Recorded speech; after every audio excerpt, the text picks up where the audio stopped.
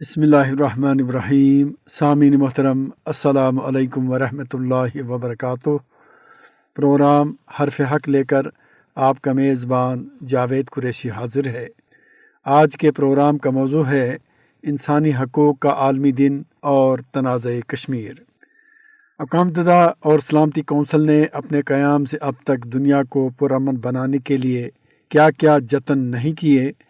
دنیا میں امن کے قیام کا واحد ذمہ دار یہ عالمی ادارہ جو دوسری جنگ عظیم کے بعد اس وجوہ کی بنا پر قائم ہوا تھا، اور دنیا نے یہ سوچا تھا کہ اس اہم عالمی ادارے کے بعد دنیا میں اب کوئی اور ہولناک جنگ مسلط نہیں ہوگی۔ دنیا یہ بھی سمجھ رہی تھی کہ اقوام متحدہ اور سلامتی کونسل کی رٹ کو عالمی سطح پر منوایا جائے گا۔ دنیا کو ایک اور غلط فہمی یہ بھی تھی کہ اب کوئی طاقتور ملک کسی کمزور ریاست پر علاقائی دھونس دھمکی اور فوجی طاقت کے بل بوتے پر لشکر کشی نہیں کرے گا۔ دنیا کی تمام اقوام کو امن و سکون اور اطمینان کے مواقع میسر آئیں گے۔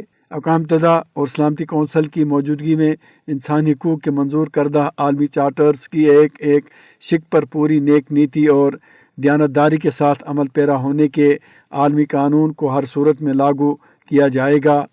24 اکتوبر 1945 کو اقوام متحدہ کا قیام عمل میں آیا تھا، اور ساتھ ہی تقریباً 3.5 برس کے لگ بھگ تقسیم ہند کے نتیجے میں برصغیر میں 2 ریاستیں قائم ہوئی، آزاد و خود مختار پاکستان اور آزاد و خود مختار بھارت۔ اپنی آزادی اور خود مختاری کا باضابطہ اعلان کرنے کے فوراً بعد ہی پاکستان اور بھارت دونوں پڑوسی ملک اقوام متحدہ کے رکن بن گئے۔ برصغیر کے تقسیم کے بعد جب ماضی کا سامراج انگریز واپس پلٹا تو جاتے ہوئے انگریز حکمران طبقے نے اپنی چھپی مسلم دشمنی اور تاریخی بغض و عناد کا سیاہ دھبہ اپنے منہ پر ملتے ہوئے ریاست جموں کشمیر کو یہاں کے مہاراجہ ہری سنگھ سے ملی بھگت کر کے جموں کشمیر میں بھارتی فوجیں اتروا دیں۔ انسانی حقوق کی خلاف ورزی کا پہلا زہریلا بیج اکتوبر 1948 میں ہندوؤں کے حمایتی انگریز اور متعصب کانگریسی سرکار نے ایسا بویا۔ آج 77 برس ہونے کو آئے ہیں۔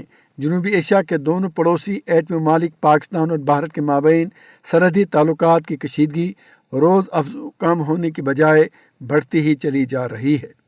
دونوں ممالک کے عوام سمیت مقبوضہ جموں کشمیر کے مظلوم و محکوم عوام امن، سکون اور آشتی کی تلاش میں آج تک سرگرداں ہیں۔ جموں کشمیر کے عوام اپنے انسانی حقوق کی بازیابی کے لیے اپنے سروں سے کفن باندھ کر غاصب بھارتی فوج پر سنگ باریاں کر رہے ہیں، جبکہ جدید مہلک اسلحے سے لیس قابض بھارتی فوج کشمیریوں کے انسانی حقوق کی مانگ کے جواب میں ان پر براہ راست فائر کھول دیتی ہے۔ اقوام متحدہ بھی تماش بین ہے اور سلامتی کونسل بھی۔ اندازہ لگائیے کہ عالمی قیام امن کی کوششوں کا 10 دسمبر کو دنیا بھر میں کہاں کہاں پر تذکرہ نہیں ہو رہا ہوگا۔ سوال کرنے والے پوچھ رہے ہیں تو انہیں جواب اقوام متحدہ اور سلامتی کونسل نے ہی دینا ہے۔ انہیں ہر صورت میں یہ بتانا ہوگا کہ مقبوضہ جموں کشمیر میں لاکھوں انسانوں کی مرضی و منشا کو بالائے طاق رکھ کر ان کے انسانی حقوق غصب کرنے والوں کو 77 برس گزرنے کے باوجود انصاف کے کٹہرے میں کیوں نہیں لایا جا سکا۔ اقوام متحدہ اور سلامتی کونسل کے ریکارڈ پر ہے کہ مقبوضہ جموں کشمیر کے اہم انسانی مسئلے پر پاکستان اور بھارت 3 بار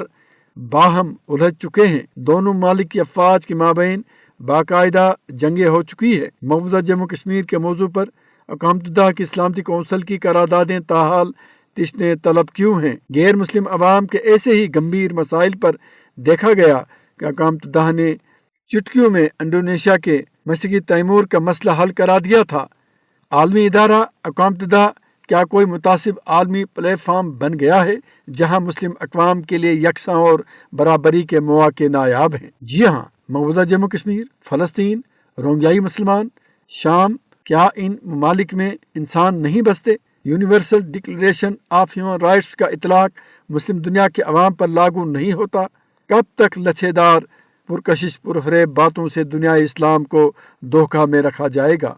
پاکستان اور مقبوضہ جموں کشمیر سمیت دنیا اسلام کے مضطرب امن و سکون کی تلاش میں سرگرداں کروڑوں انسان اسی شش و پنج میں مبتلا رہیں گے۔ ان پر استبدادی اور آمرانہ رویوں کے حامل زور آور عالمی اور علاقائی طاقتیں مثلاً امریکہ نے مشرقی وسطی کی ریاستوں پر جارحانہ حکمت عملی ٹھونسی ہوئی ہے۔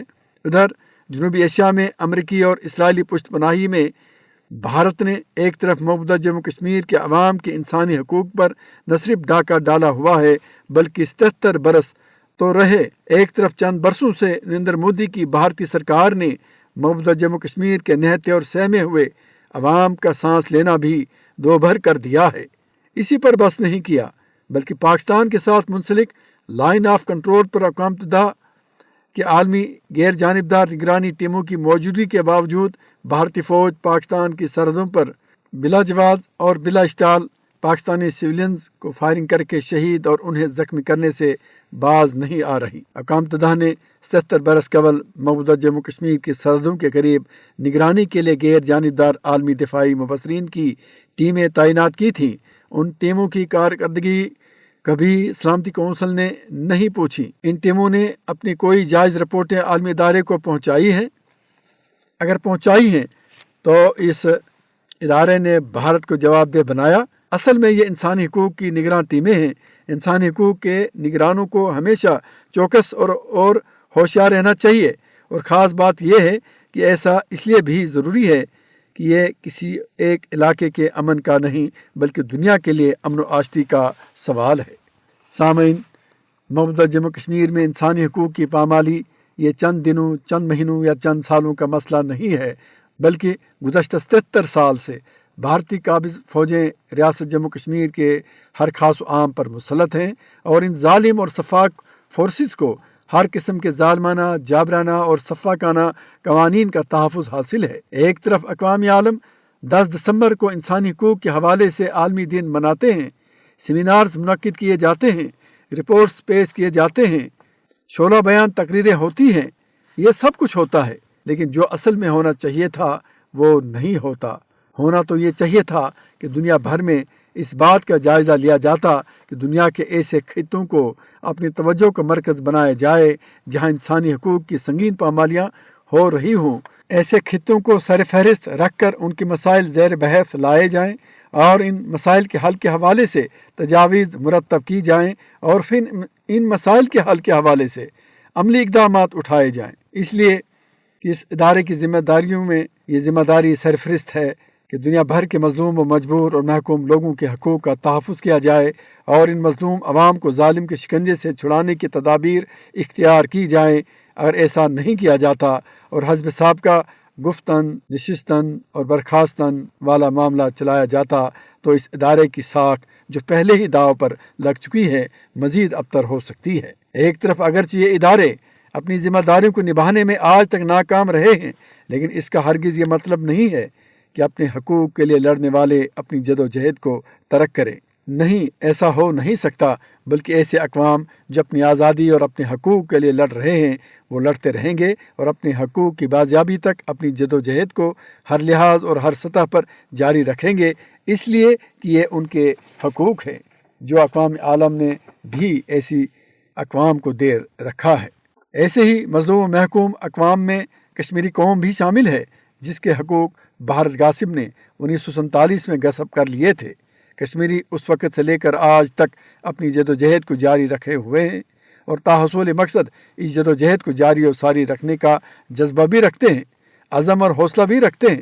بھارت اپنے تمام تر مظالم ڈھا کے تھک جائے گا جبکہ کشمیری اللہ تعالیٰ کی نصرت سے تھک نہیں جائیں گے، اور انہوں نے اس بات کو گزشتہ 77 برسوں میں ثابت کر دکھایا کہ کشمیری نہ تھکے، نہ جھکے اور نہ بکے، اور مستقبل میں بھی اللہ تعالیٰ کی تائید و نصرت سے کشمیری اپنے حقوق کے لیے لڑتے رہیں گے اور بالآخر اپنے حقوق کی بازیابی میں فتح یاب ہو کر رہیں گے انشاءاللہ۔ سامعین، اس کے ساتھ ہی پروگرام کا وقت ختم ہوا، اجازت دیجیے، اللہ حافظ۔